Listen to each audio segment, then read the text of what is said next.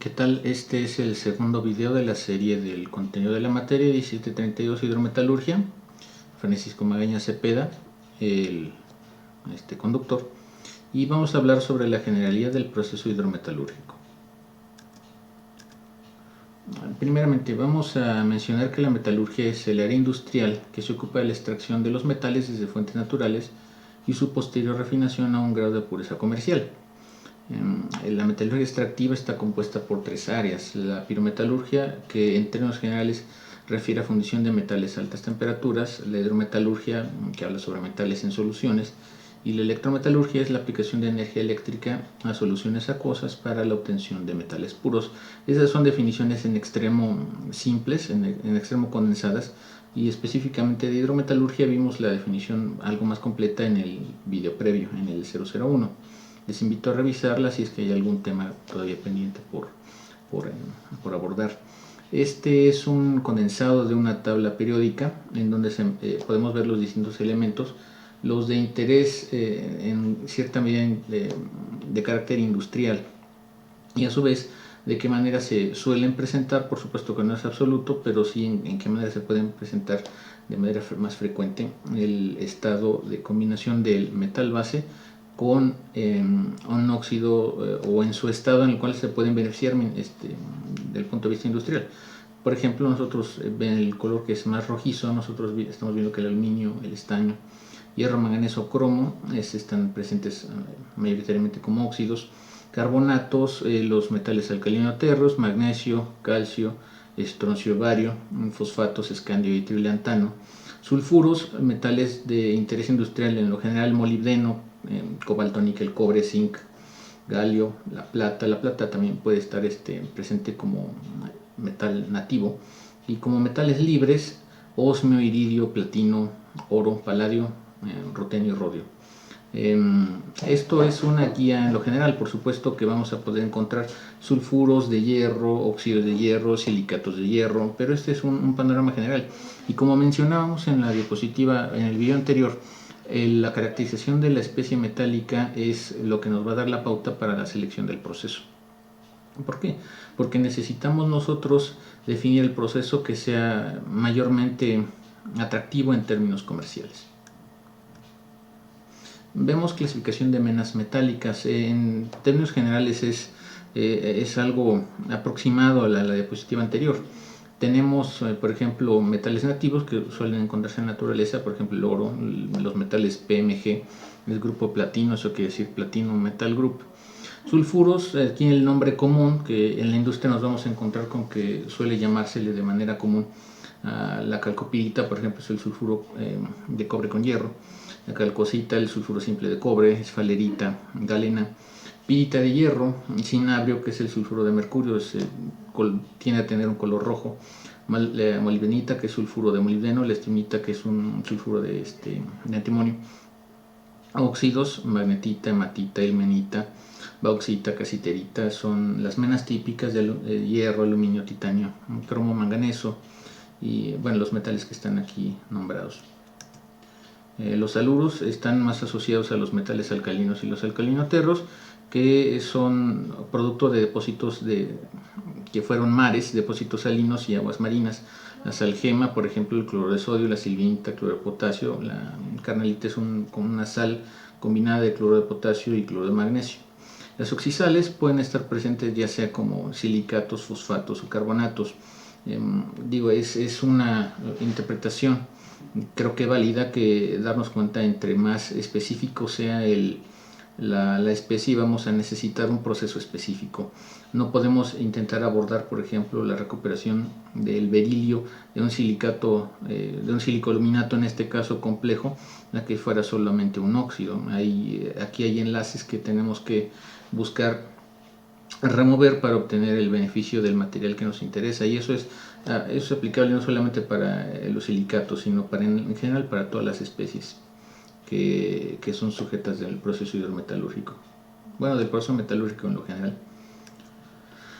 Este es una combinación una comparación de los procesos pirometalúrgicos, que también se conocen como vía seca, y los procesos de vía húmeda, que son hidrometalurgia. Aquí estamos marcando las unidades 3, 4 y 5 con base en el alcance descrito en el plan de estudios de la asignatura. Por ejemplo, en vía seca o pirometalurgia, que esa es otra asignatura del plan de estudio de ingeniería química metalúrgica, nos encontramos con procesos del orden de calcinación, tostación, fusión y volatilización, y a su vez hay tostación en términos del ambiente en que se va a llevar a cabo el proceso de tostación. Puede ser una tostación oxidante, sulfatante, clorante, aglomerante, hasta una tostación reductora de algún otro tipo de procedimiento, fusión. También puede ser reductora, ultrarreductora, neutra, oxidante. Volatilización, reductora, oxidante de haluros, de carbonilos. Por parte de la asignatura que nos toca en esta ocasión, la unidad 3 de nuestro plan de estudios refiere a lixiviación, que puede ser ácida, básica o neutra en términos del pH que nosotros estemos utilizando como fase, si quiere hablarlo como fase dispersante, dentro del proceso de lixiviación. Lo vamos a ver más a detalle en lo subsecuente. La siguiente unidad de nuestro plan de estudios refiere a los procesos de precipitación, que puede ser electrólisis, cementación o métodos químicos. En la unidad 5 habla sobre procesos de purificación o concentración, que habla sobre métodos químicos convencionales, cementación, resinas de intercambio iónico, extracción con solventes. Todos estos métodos se encuentran presentes en la realidad industrial y es importante que conozcamos el alcance de ellos para que podamos llevar un control adecuado de los procesos que se llevan a cabo. Por hidrometalurgia, algo que ya vimos en el video anterior, se entiende por procesos de lixiviación selectiva. Aquí es, digamos, el punto de partida de la hidrometalurgia. Usualmente se le suele llamar, se puede tomar como sinónimo, no es estrictamente lo mismo, pero vamos a partir del punto en que la lixiviación es la primera parte de los procesos que abarcan el proceso hidrometalúrgico en general. Aquí hablamos de una lixiviación selectiva de los componentes valiosos de las menas y su posterior recuperación de la solución por diferentes métodos. Usualmente hay tres, lo que mencionamos en la diapositiva anterior, tres etapas de un proceso hidrometalúrgico. La disolución, la etapa 1, la disolución del componente deseado presente en la fase sólida, la concentración o purificación de la solución obtenida, y finalmente la precipitación del metal deseado, uno de sus compuestos. Este es un esquema general, en extremo general, de las etapas en que se pueden integrar las tres fases de un proceso hidrometalúrgico. Usualmente, en este caso, el mineral es sujeto, en esta flecha, digamos que la representa la entrada del sistema del mineral, y por esta flecha la solución de lixiviación. La solución de lixiviación y el proceso de lixiviación, que es un tema bastante amplio que vamos a ver en videos subsecuentes, nos va a generar una mezcla de fases, como hemos visto que esto es un proceso heterogéneo, en que vamos a tener que llevar a cabo una separación sólido-líquido. Es el siguiente cuadro que nosotros estamos viendo. Después de la separación sólido-líquido, vamos a tener una solución impura y diluida. Esa solución impura y diluida tiene que ser sujeta a un proceso de purificación y concentración, en el cual pues nuestra finalidad fundamental es remover las impurezas. La solución casi pura, sustancialmente más pura, es a su vez tratada en un proceso subsecuente de recuperación de la especie valiosa. La solución agotada aquí sale del cuadro y realmente es la que reingresa en un ciclo cerrado a la etapa de lixiviación, y como salida de la recuperación de la especie valiosa nos vamos a tener un metal o un compuesto puro. Por supuesto que tiene ventajas y desventajas el proceso pirometalúrgico y el proceso hidrometalúrgico. Ventajas y desventajas, no, por supuesto que no que un proceso sea malo o mejor que otro, sino que con base en la definición de las especies que nosotros estamos intentando procesar, es más apropiado usar de repente un proceso, de repente otro proceso, de repente pirometalurgia y de repente hidrometalurgia. Por ejemplo, vamos a ver las ventajas de pirometalurgia primero. Vamos a tomar primero que una ventaja de pirometalurgia son las velocidades de reacción, son muy grandes, dada la energía pues en gran cantidad que se suministra al proceso. Usualmente las cinéticas se asocian a una mayor disponibilidad de la energía, entonces las velocidades de reacción se pueden conseguir más grandes en un proceso pirometalúrgico. También, en términos generales, son altas producciones que se pueden obtener en reactores relativamente pequeños. Tal vez en el sentido de la densidad de energía que tiene un proceso. También la pirometalurgia es un proceso que es apto para recibir alimentaciones de minerales complejos. Dada la inmensa, bueno, no es el término correcto, pero la gran disponibilidad de energía, es posible romper los enlaces que están componiendo los distintos especies minerales que están ingresando al reactor. Entonces puede recibir con una variabilidad razonablemente amplia de minerales para ser procesados. También es idónea para alimentaciones heterogéneas formadas por minerales de diversas procedencias. Tiene que ver algo con el punto anterior. Una desventaja de la pirometalurgia es que no es apta para el tratamiento de minerales pobres. No es apta desde el punto de vista de eficiencia de proceso. ¿Por qué? Porque un mineral pobre va a tener mucho material indeseable por definición. Entonces vamos a estar usando recursos para la transformación, calentamiento, enfriamiento, fusión de materiales que no nos interesan, y eso disminuye el atractivo económico del proceso. Tiene relativamente una mala selectividad y una poca eficiencia de las reacciones químicas de separación. Mala selectividad tiene también que ver con el punto anterior, con la elevada presencia de materia indeseada, de ganga o de silicatos que de repente que no nos interesan para el beneficio del mineral o del metal que nos interesa.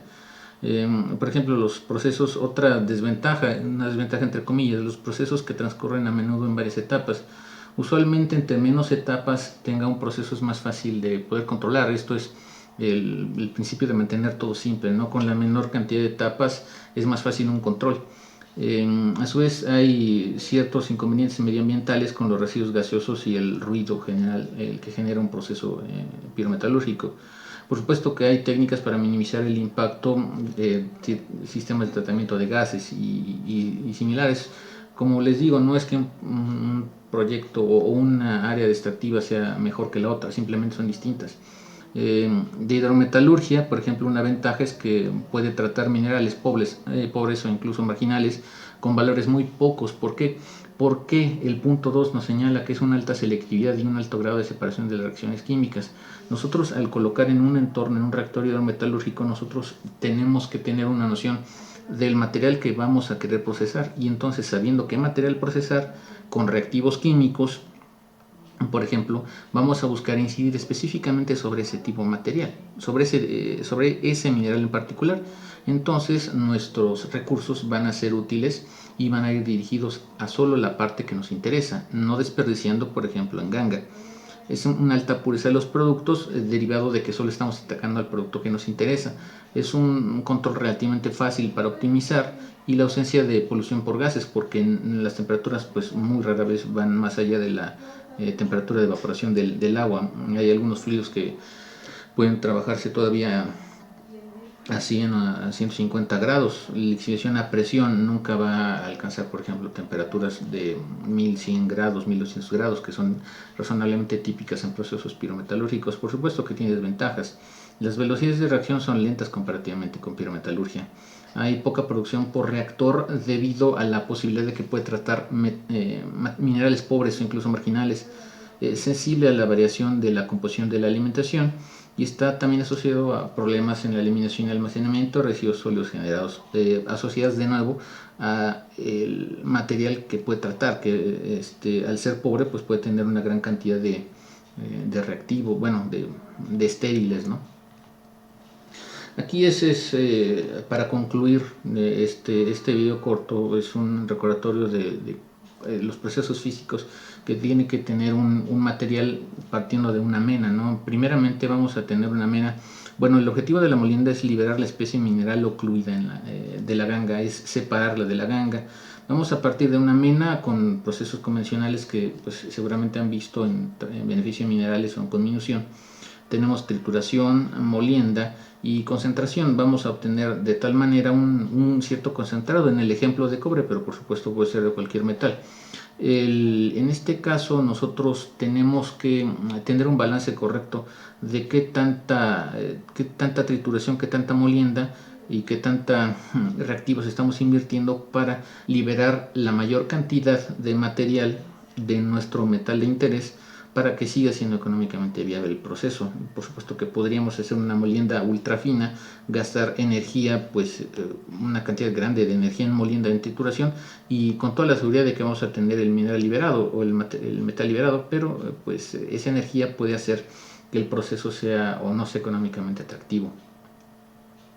Flotación, pues el mineral es mezclado con agentes espumantes, estabilizadores de burbujas, modificadores de pH en general, que producen burbujas a las que se adhieren las partículas de mineral, rebosando los canales que rodean la parte superior de una celda de flotación. Por supuesto, esto es el alcance de otra materia, pero no está de más que lo enunciemos porque nos permite tomar algo de criterio, ¿no? Y finalmente, extracción contra el tamaño. El factor tiempo de un proceso nos va a incidir en los costos, en el tamaño de los equipos y en el espacio involucrado. Por supuesto que nosotros tenemos que, o es menester que tengamos cuidado sobre el tamaño de reducción, porque va a incidir, si bien en una mayor extracción o una mayor reducción de tamaño, pues va a incidir en un mayor costo asociado al tamaño del equipo, a los espacios involucrados, al tiempo de procesamiento, ¿no? Es algo que nosotros pues debemos tener en consideración para la definición de un proceso. Bien, mientras tanto por este tema es todo. Vamos a continuar en lo subsecuente con la generalidad de los distintos procesos que integran al proceso hidrometalúrgico como un todo.